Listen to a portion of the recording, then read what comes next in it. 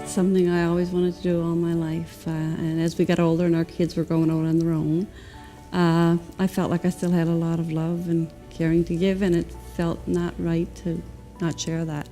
And I wanted to make a difference, and that's, I think I am. So.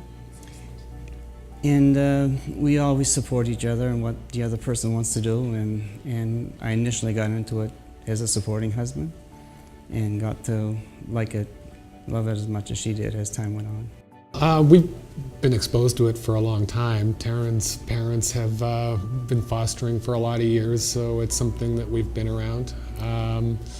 Gotten to know a lot of the kids, and we've seen a lot of the little ones that her parents have helped, and We used to babysit for them and Yeah. be involved. Yeah, and when you get to know the kids, they become more real. They're not just numbers and statistics. These are real children that need a home and need a family, and it's something that we wanted to do. I decided to be a foster parent when my niece went into the system. She was 6 months old when we found out about her, and I spoke to my husband, and he said, okay. When I first met her, when I was asked, I was woken up by her. She came into the room and her pretty little smile and said, hi. And I woke up with a smile, and that's kind of hard to do when you're really tired, but Yeah. it was nice to see her smiling face and Yes. long hair, and that was just it for me. It was kind of funny and a little strange because I just happened to run into her, this lady that my wife talked about, her husband, and I just mentioned it to him because I was still sort of on the fence and wondering about, and he really kind of convinced me that, these kids don't have horns coming out of their head, and they're, they want the same things that your children want, sort of thing, and need the same things that your children need. So, we kind of made a decision. We talked about it for a while and decided that we'd try it. I guess it's something I thought about it for a very long time. I always wanted to have children and wasn't sure if I wanted to have a child on my own or just connect with kids.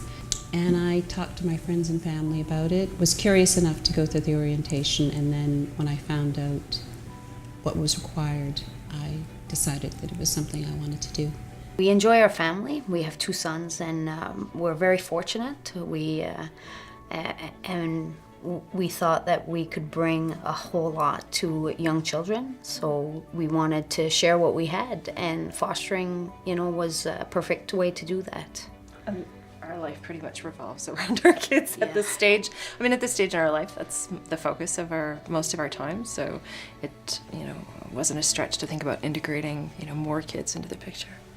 I think we were just used to having children in our home, and I was looking after children in the neighborhood, and then it just opened up that I started fostering.